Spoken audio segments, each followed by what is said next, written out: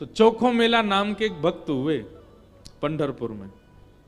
अच्छा, चोखो मेला जो है ये कोई मातृगर्भ से इनका जन्म नहीं हुआ। तो चोखो मेला जी जो थे, इनका जन्म कैसे हुआ? देखो, प्रेम की अवस्था सुनिएगा। इनके माता पिता वे एक ब्राह्मण थे। तो विप्र कुल के दो दंपति दोनों नित्य एकादशी पर श्री पंडरीनाथ भगवान का दर्शन करने जाते थे। एक दिन की बात, पंडित जी के मन में आया कि हम श्री पंडरीनाथ भगवान का भोग लगाने के लिए कुछ आम ले चलें। तो आम लेकर के पंडित जी और उनकी घरवाली दोनों जब मंदिर जाने लगे, तो ठाकुर जी तो इतने प्रेमी हैं भक्तों के कि मंदिर तक आम लेकर के आए, तब तक ठाकुर जी से प्रतीक्षा नहीं हुई। भगवान एक ब्राह्मण का रूप धारण करके बाहर ही चले गए और बाहर जाकर के वो ब्राह्मण दंपति से कहने लगे, हमको बहुत जोर की भूख लगी है, हम बहुत दिन से भूखे हैं, आपके पास बहुत सारे आम हैं, इसमें से 2-3 हमको दे दो। तो विप्र दंपति ने सोचा, कोई बात नहीं, 2-3 आम इनको दे देते हैं, बाकी 2 धा के फिर पंडरीनाथ जी का भोग लगा देंगे। लीजिए लीजिए भैया, आप लोग पाओ। अब जैसे ही ब्राह्मणी ने आम दिया, पंडरीनाथ भगवान जिस रूप में आए थे उस रूप में बढ़िया प्रेम से फल पाने लगे।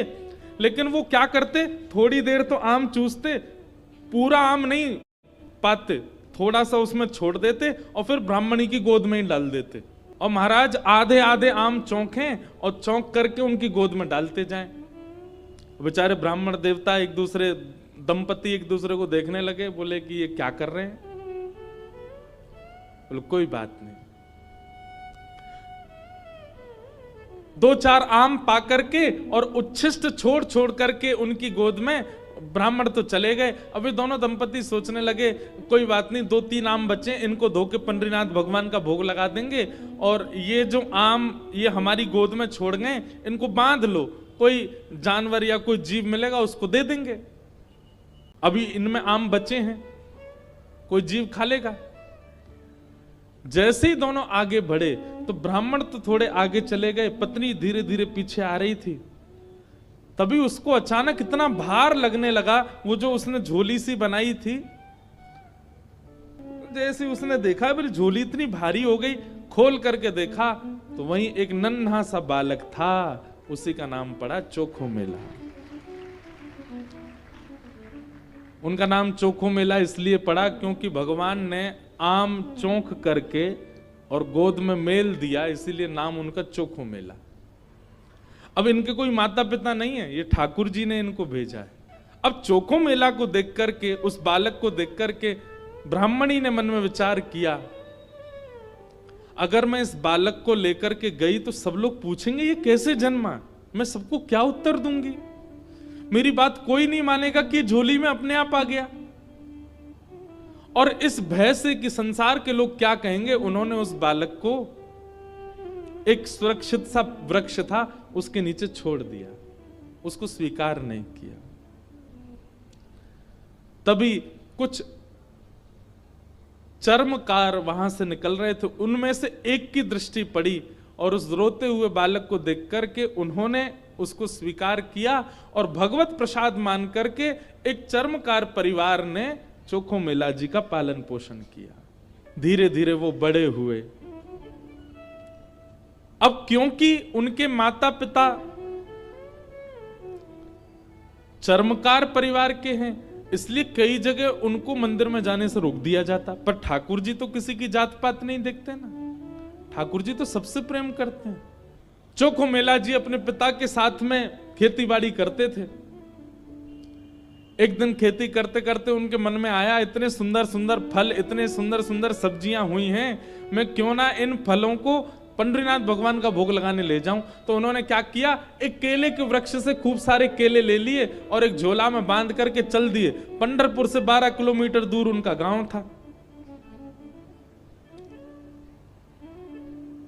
जैसे ही पहुंचे पंढरपुर, इतने आनंद में भर गए कि उन्होंने विचार ही नहीं किया। बहुत लोगों ने रोकने का प्रयास किया कि इनको मंदिर में ना घुसने दिया जाए, ये अधिकारी नहीं है, लेकिन वो तो इतने भाव में आ गए कि वो घुसते ही चले गए।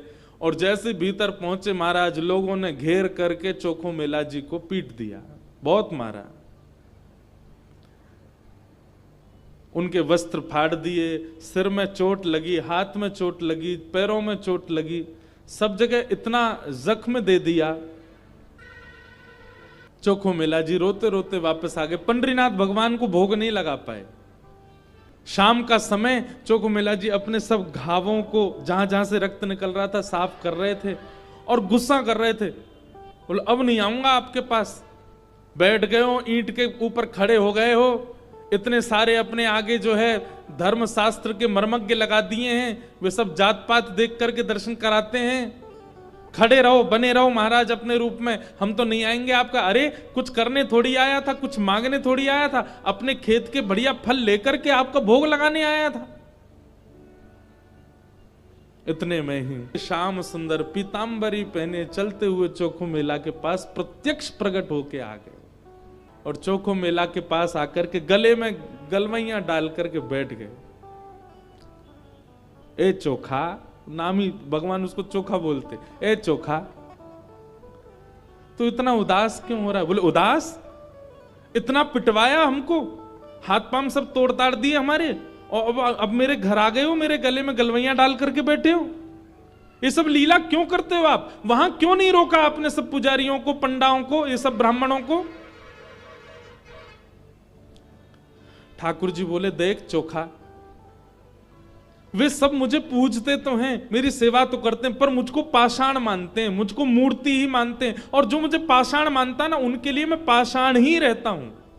उनके लिए ना मैं बोलता हूं, ना मैं हंसता हूं, मैं बस एक टक खड़ा रहता हूं, ना मैं खाता हूं, ना मैं पीता, कुछ नहीं। तू तो मुझे पाषाण नहीं मानता ना, तू तो मुझे साक्षात ठाकुर जी मानता है। इसीलिए तो अपने अपने अपने बगीचे के फल लेकर के मेरे पास आया। वहां बहुसंख्यक पाषाण मानने वाले लोग हैं, इसलिए मैं उनके सामने बोला नहीं। एकांत में जब तू आ गया तो मैं तेरे पास आ गया।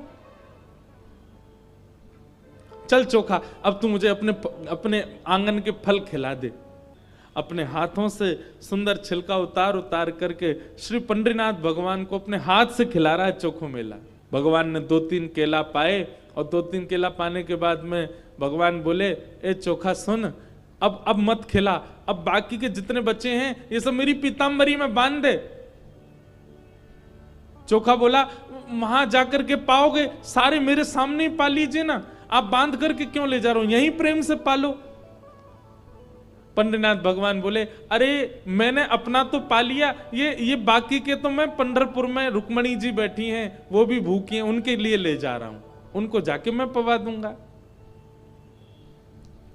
आज चोखा तेरे ऊपर इतना प्रहार किया ना सबने, तेरे ऊपर इतना अत्याचार किया सबने, इसलिए मैंने और रुक्मणी जी ने आज भोजन ही नहीं किया, हम दोनों भूखे हैं। अब मैंने तो पा लिया, अभी रुक्मणी जी के लिए ले जाऊंगा।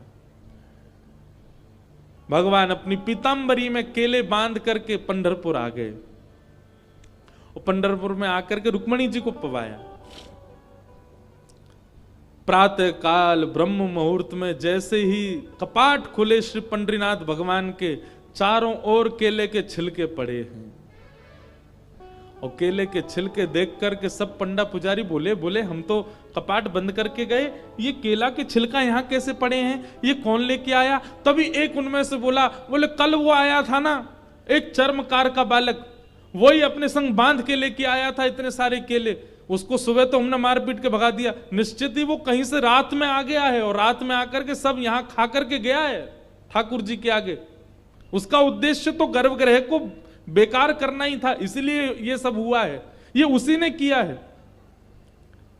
और सब पंडा पुजारी नाराज हो गए, अपने हाथ में डंडा ले करके कमर कस के सब पहुंच गए चोखो मेला के घर, और वहां पहुंच करके घर से निकाल करके फिर पीटा उनको, फिर मारा। चोखो मेला घर में सो रहे थे और घर में जाकर के वहां से घसीट करके उनको मारा सबने।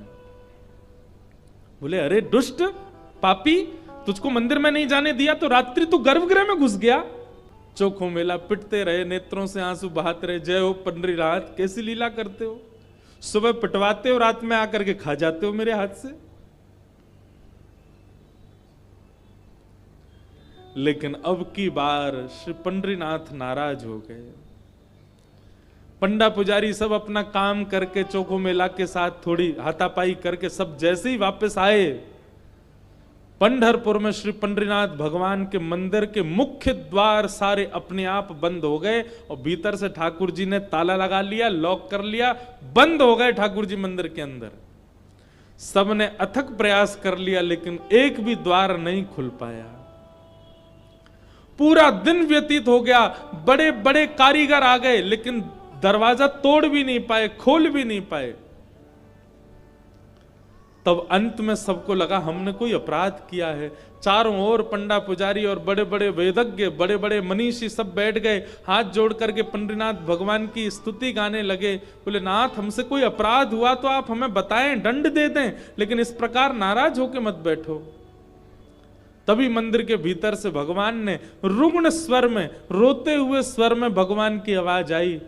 बोले अरे तुम बनते हो बहुत बड़े विद्वान, बहुत बड़े मनीषी, बहुत बड़े ज्ञानी, बहुत बड़े जात पात के नियोजन करता, मेरे भक्त का अपमान करते हो, मेरे भक्त को मारते हो, मेरे भक्त के साथ दुराचार करते हो, नहीं देना मुझे किसी को दर्शन। और अब जब तक पृथ्वी है तब तक यह मंदिर बंद ही रहेगा, मैं भीतर ही रहूंगा।